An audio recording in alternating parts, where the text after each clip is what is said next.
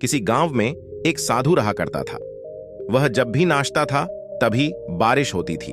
इसलिए गांव के लोगों को जब भी बारिश की जरूरत होती तब यह लोग उस साधु के पास जाते और उनसे अनुरोध करते कि वह नाचे, और जब वह नाचने लगते तो बारिश जरूर होती थी। कुछ दिनों बाद 4 लड़के शहर से गांव में घूमने आए।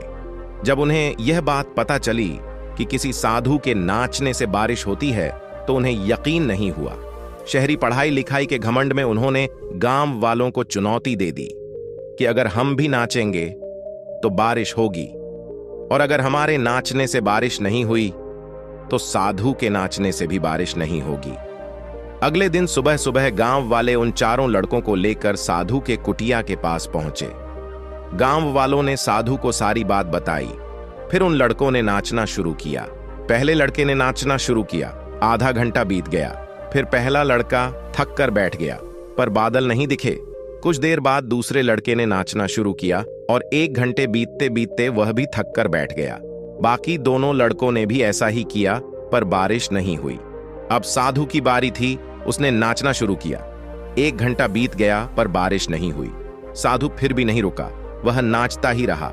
नाचते नाचते 2 घंटे बीत गए, पर बारिश नहीं हुई। 4 घंटे बीत गए, पर बारिश नहीं हुई। लेकिन साधु तो रुकने का नाम ही नहीं ले रहा था।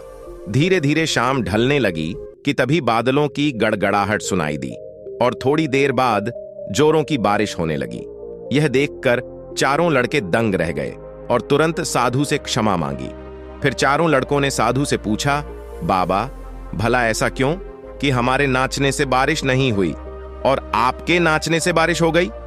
साधु ने उत्तर दिया, जब मैं नाचना हूं तो 2 बातों का ध्यान रखता हूं। पहली बात तो मैं यह सोचता हूं कि अगर मैं नाचूंगा तो बारिश को होना ही पड़ेगा, और दूसरी यह कि मैं तब तक नाचूंगा जब तक कि बारिश ना हो जाए। सफलता पाने वाले में भी यही गुण विद्यमान होता है। वे जिस काम को भी करते हैं उसमें उन्हें सफल होने का पूरा भरोसा होता है, और तब तक उस काम को करते हैं जब तक कि उसमें सफल ना हो जाए। इसलिए अगर हमें सफलता हासिल करनी है तो इस साधु की तरह ही अपने लक्ष्य को प्राप्त करना होगा।